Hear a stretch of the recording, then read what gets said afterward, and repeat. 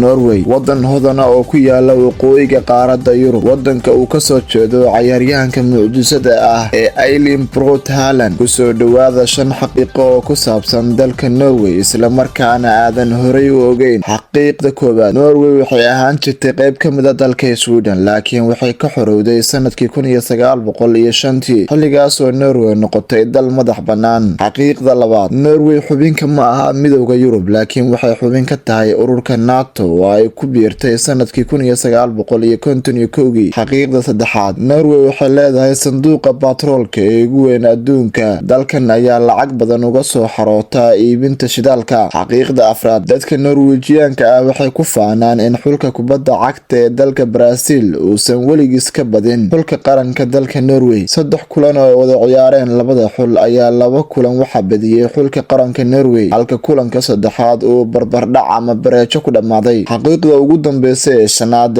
Norway waa wadanka kaliya ee 98% ilaa 99% korontada ka dhaliya tamarta biyaha.